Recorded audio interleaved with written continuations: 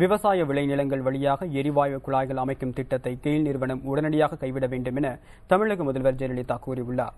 இவ்விவகாரம் தொடர்பாக தமிழக சட்டப்பேரவையில் கொண்டுவரப்பட்ட சிறப்பு கவன ஈர்ப்பு தீர்மானத்திற்கு பதிலளித்து பேசுகையில், எரிவாயு குழாய் அமைக்கும் திட்டம் குறித்து விவசாயிகளிடம் கருத்து கேட்பு கூட்டங்களை நடத்திய பின் எடுக்கப்பட்ட முடிவு எது என்று ஜெயலலிதா கூறினார். ஏற்கனவே இத்திட்டத்திற்காக கெயில் நிறுவனம் விவசாய நிலங்களில் தோண்டிய குழிகளை சமன்படுத்தி அந்த நிலங்களை அதன் உரிமையாளர்களிடம் ஒப்படைக்க வேண்டும் என்றும் அவர் தெரிவித்துள்ளார்.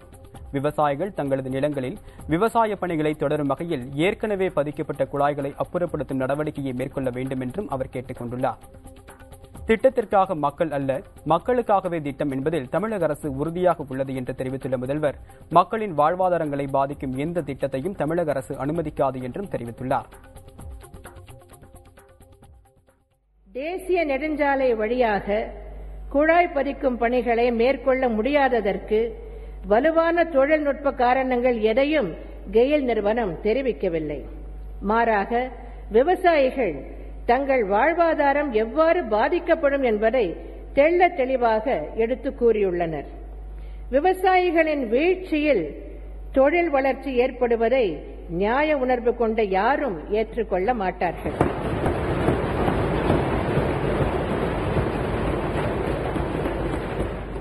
திட்டத்திற்காக மக்கள் அல்ல, மக்களுக்காகவே திட்டம் என்பதில் எனது தலைமையிலான அரசு உறுதியாக உள்ளது என்பதையும்,